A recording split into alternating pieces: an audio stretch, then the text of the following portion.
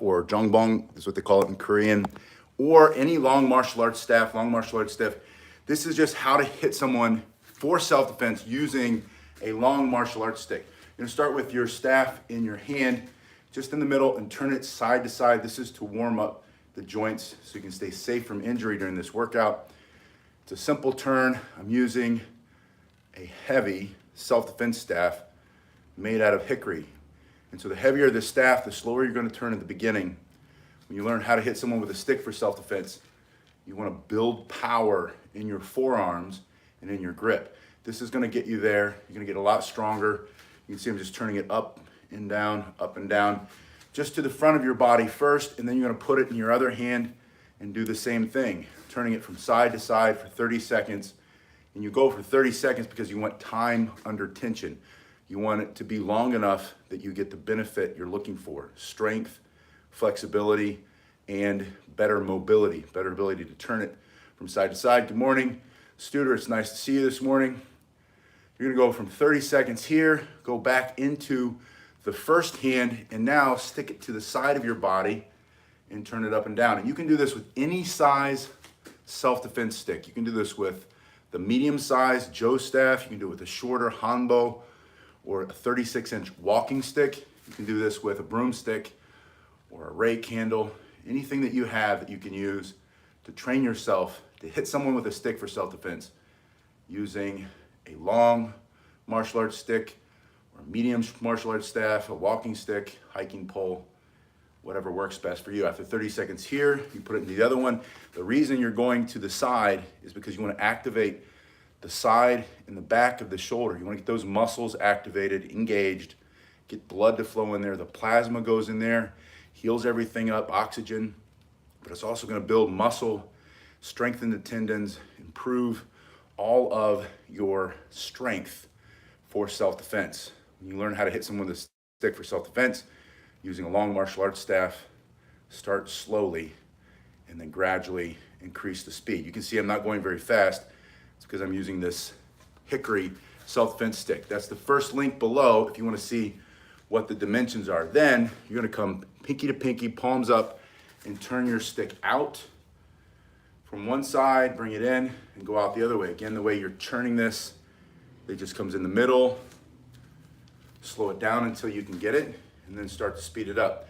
This is going to increase the range of motion in your turn, and it's going to put all that energy, that momentum, twisting one way, you're going to bring it to a stop using the muscle in your arm and turn it back the other way. That's really going to build strength in your forearm and your grip so that you don't lose the stick when you're defending yourself. From side to side, 30 seconds here. And then I want you to do one more to activate more of the shoulders, to get you strong, super strong shoulders for self-defense. You're now gonna go overhead with your arms straight up, and you turn your palm facing back. You're gonna take it with the other hand, and this is exactly the same thing you just did, but you're now doing it overhead, coming out from one side to the other. And you'll feel a warming sensation as the blood rushes into the muscles of the shoulder as they're fully engaged, going side to side. Pull your stomach up and in, squeeze your abs. This is also going to be a core workout for you. It's going to get your heart rate up. It's going to lean you out, make you stronger, fighting fit, as you learn how to hit someone with a stick for self-defense using a bow staff or a Joe staff or any other long martial arts stick. After 30 seconds here, you should be fully warmed up. But I want you to do one spin, and this is not for self-defense. You're not gonna hit someone with this spin. This spin is to build more strength, more flexibility, better timing and distance.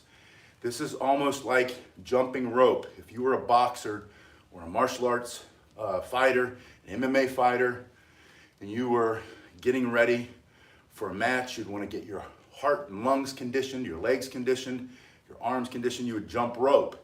So spinning is like jumping rope.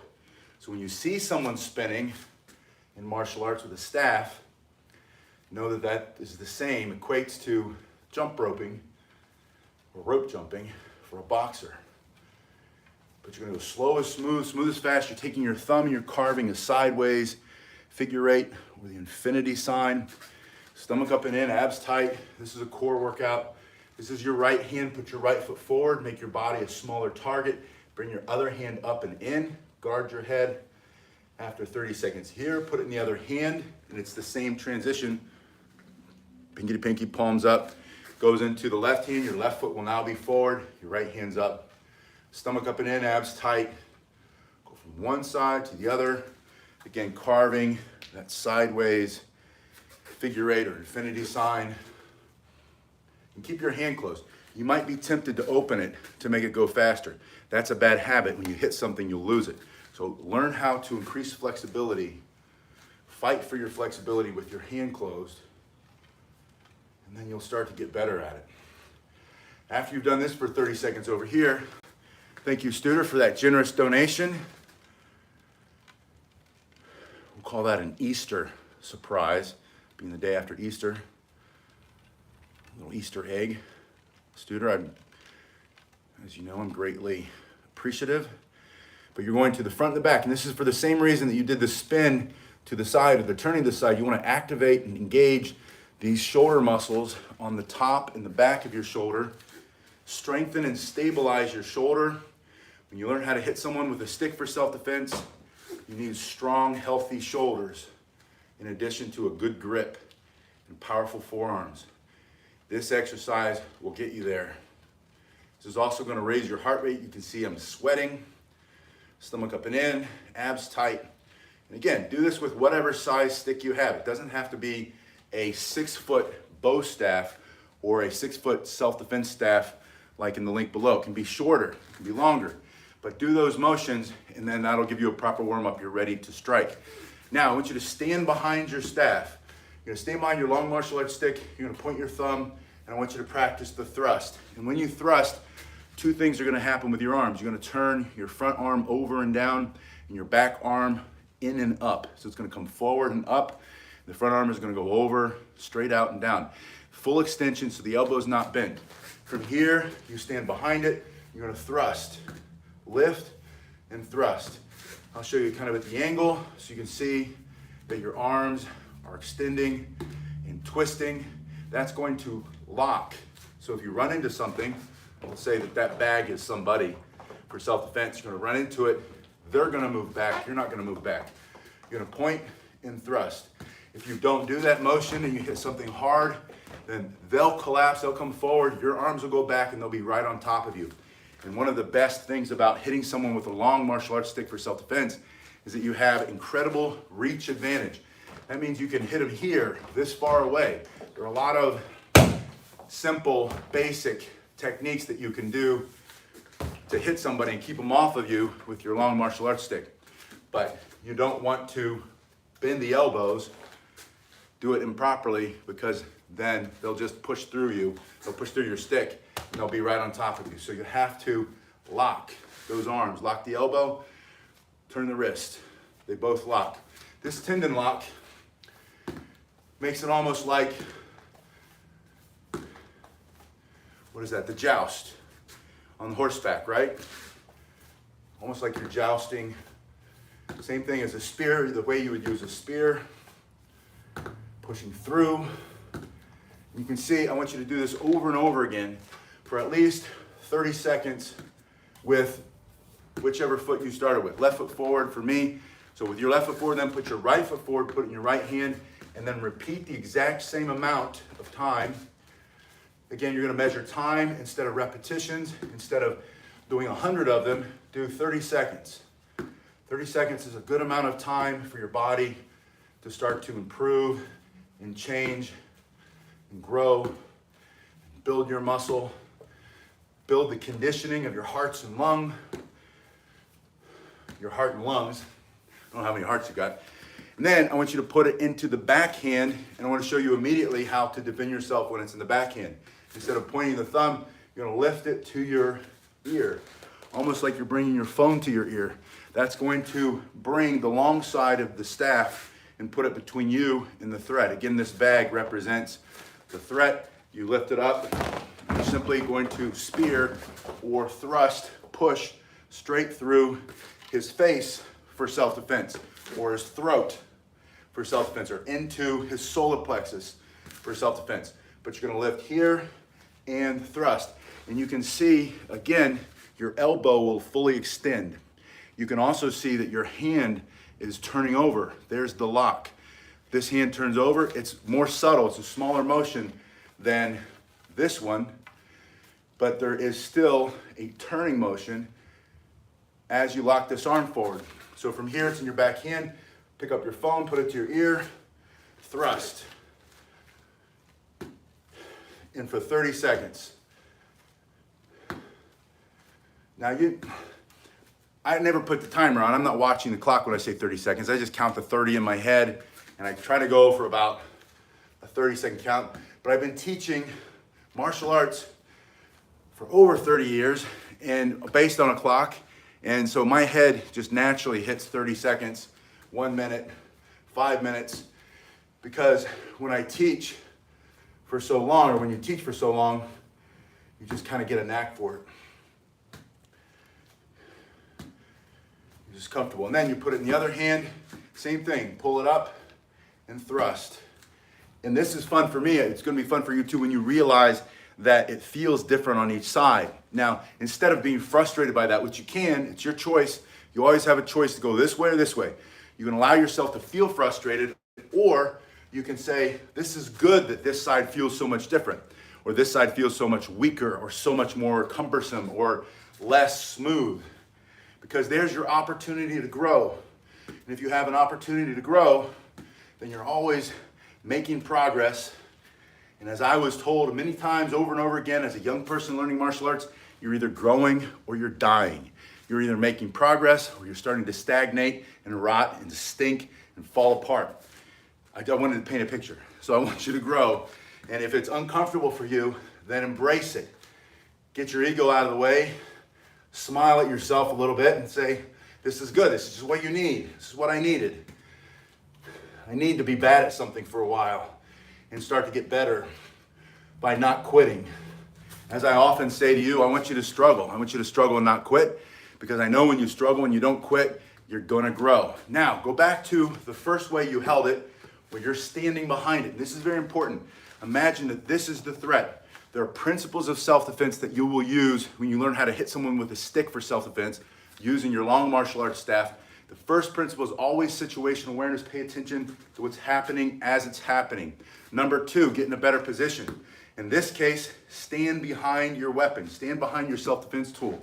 Stand behind that long piece of hickory or oak or whatever yours is made out of. Let's say this is the threat. I'm going to bring him a little closer. Let's make him taller too. All right, so I have a big threat. He's standing here. I'm uncomfortable. I stand behind it and I say, back up. He doesn't back up. I point my thumb. Now I put my long piece of hickory between me, my soft tissue, all the things he can stab me with, right, into, and him, whatever he's got. From here, you're going to do that simple thrust coming straight forward. So from here, point, thrust. Here, point, thrust. And remember, the turning of the hips, or the arms. Good morning, Kelly. It's good to see you.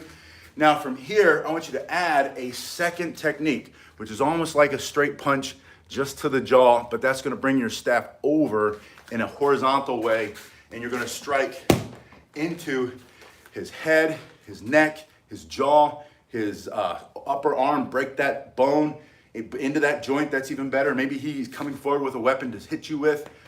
Hit that, hit the arm that's carrying it, go into his hips, go into his knees, wherever you can to strike. When you ask the third question, the third part of self-defense principle is, where can I cause the most damage to him for self-defense? What can you remove or destroy? His ability to see you, breathe temporarily, permanently, his ability to be awake and conscious by striking him and knocking him out for self-defense. Those are all the things that you're going to ask yourself. Number 1, as a review, pay attention, situational awareness. When you walk out, if you're walking, you're hiking with your hiking staff, which later becomes a self-defense tool, right? Now, number 2, you see the threat, get in a better position. Put it between you and him, point the thumb. Number 3, ask yourself, what can you remove or destroy for self-defense?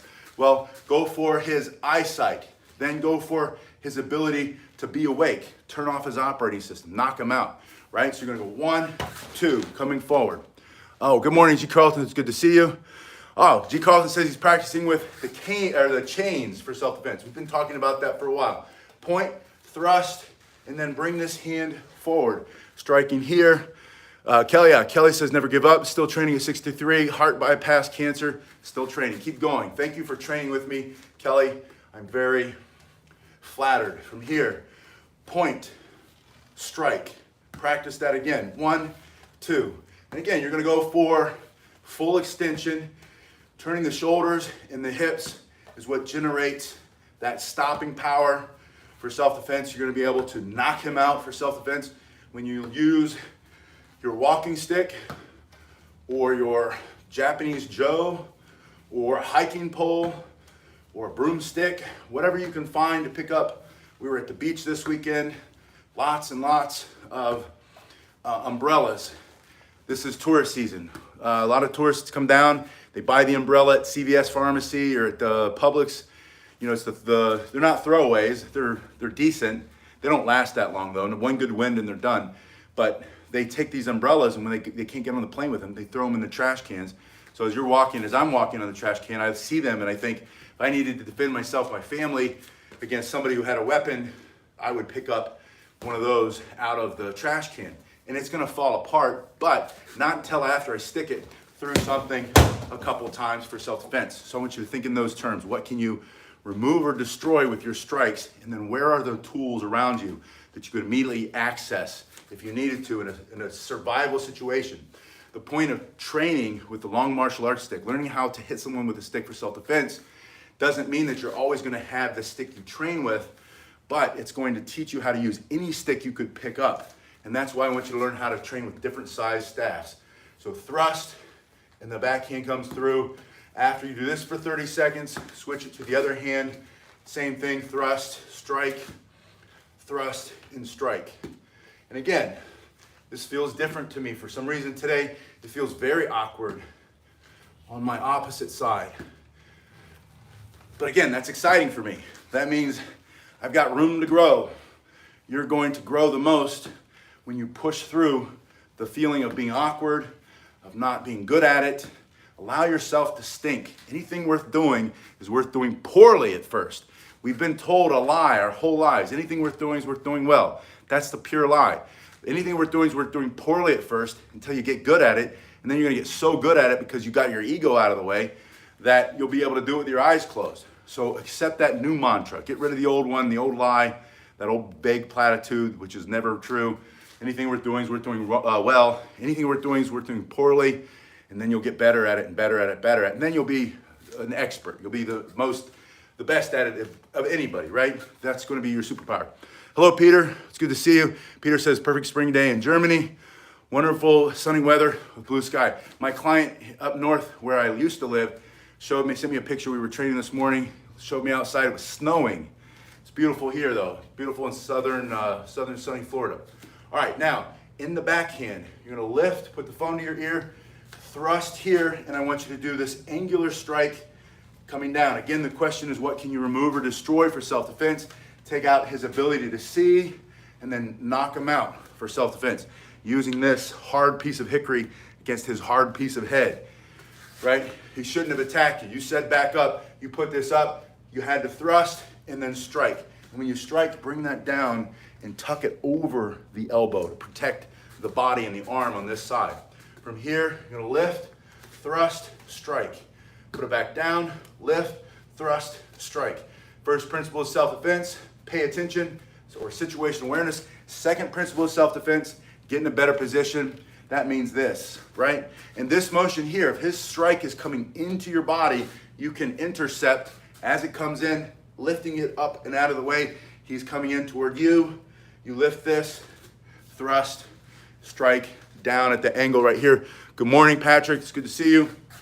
From here, bring it up, thrust, strike, switch sides. In the other hand, lift, thrust, strike, over and over. 1, 2, 1, 2. Now, I want you to try this motion. This is going to build a lot of power in your forearm and your grip. You can do this with any size martial arts staff or any size piece of wood or stick. Your hands are coming like this. This is your left hand, this is your right hand. it doesn't matter which hand it is either, as long as one is up and one is down. And you're gonna go over the back of the hand that's facing the ground. And right before you turn your hand over, open it and bring it back. So right before you go like this, you're going to open the hand and allow it to roll over the back of that wrist. I'm gonna change the camera angle a little bit, give my shoulders a break. I've done a lot of shoulders this weekend. We were doing a lot of kettlebell training. Mr. X says, heard that you should stop the staff against the outside of the arm. Mr. X, I missed that part. The first part, yes. I think maybe you put up more justification in there, but maybe somebody else can answer that. So from here, it becomes a wrist roll. Like that, right? You're gonna bring it over, and then as you take it again, the other hand's gonna come in to stop it. And it goes over the back of the hand, the other hand comes in to stop it. Now, this is not a self-defense move by itself. This is conditioning. This is building power in your forearm, in your grip, building timing and distance. This is giving you the skill. This is cross training. Just like a boxer jumps rope, a boxer also punches bags, all kinds of different bags, hanging bags, uppercut bags, bags attached to the wall, bags hanging from chains, and speed bags that bounce off of their tops, whatever that top part's called. So this is like punching a bag. This is gonna build power. The whole reason that a boxer punches a bag, except for the speed bag's unique. Everything else is developed more punching power, knockout power, especially a heavy bag. So when you do this, you're gonna feel it's gonna roll over the back of that hand, and then you're gonna bring it in here, and it's gonna go faster as you get more comfortable with it. And faster and faster. You're gonna feel it really straining the muscles in your forearms and your upper arm and your shoulder. It's forcing you to keep your stomach up and in. It's gonna improve your posture. It's gonna cause you to sweat once you start moving faster. It's gonna lean you out and make you fighting fit for self-defense. But mostly, this is gonna give you wicked strong forearms for good grip strength. So when you do defend yourself, there it is over the arm, as Mr. X was saying, as it comes over, you're not gonna lose it out of your hand. So I want you to practice that. Coming side to side.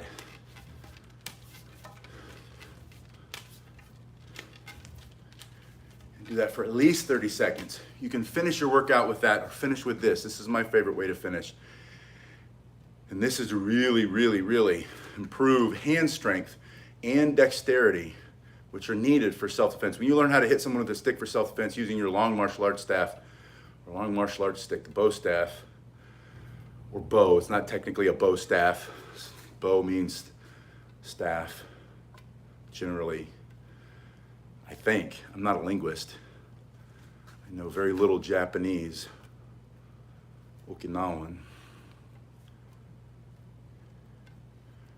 I'm sure there'll be an expert who can chime in. If you know exactly the origin or the history of the Raju Kinbo and all the different words that go with traditional Okinawan Kobudo staff work, put it in the comment section below. Share your knowledge. This is a global virtual dojo. We're all here training together. And I really appreciate you guys being here. And once again, Studer, I am forever grateful for those donations that keep this channel alive. So what you're doing here is you are extending and flexing your extensors, your flexors in your hand. And you can see in the forearm maybe, I don't know how well it picks that up, but it just it fires all those different strings that run in your arm that move your fingers up and down, all those muscles, tendons.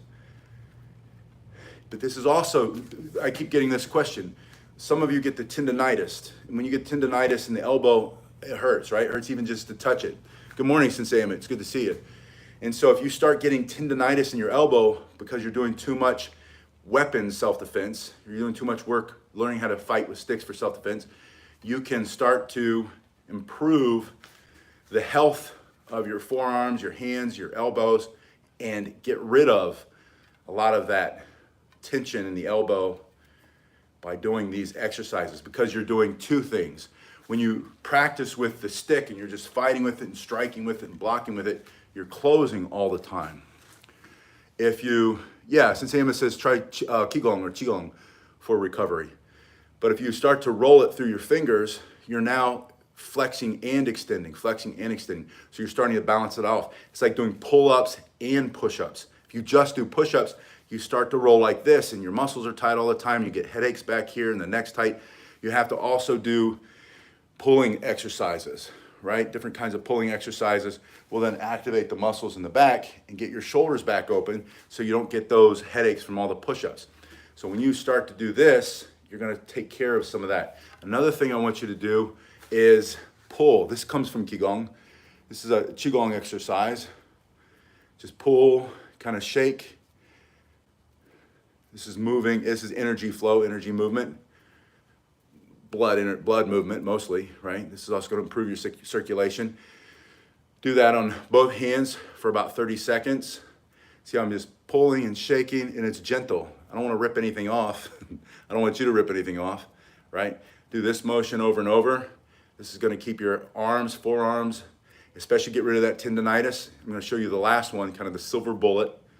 This is going to do a lot though. If you do this and you do the finger rolling, and you'll have to work up to the finger rolling. It's not a finger rolling like this. Unless you were one of those kids in high school and middle school, you always rolled the pencil through your finger, you'll get this one right away.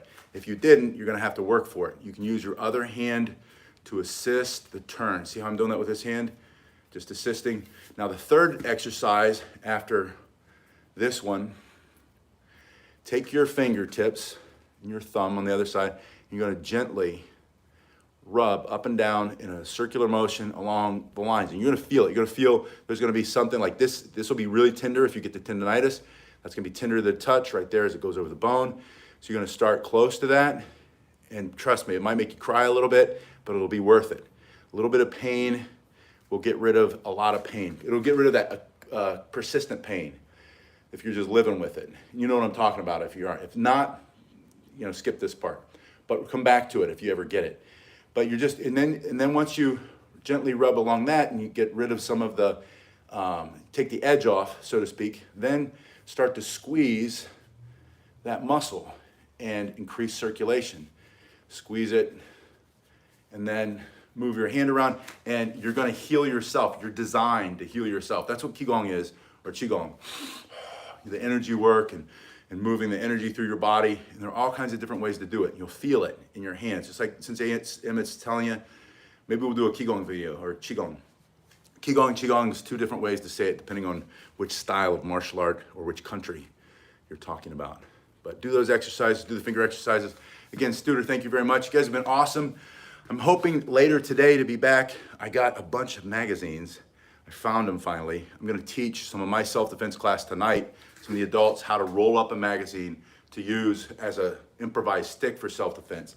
And I wanna show you guys one more time how to do that and how to maximize that. So we'll be back a little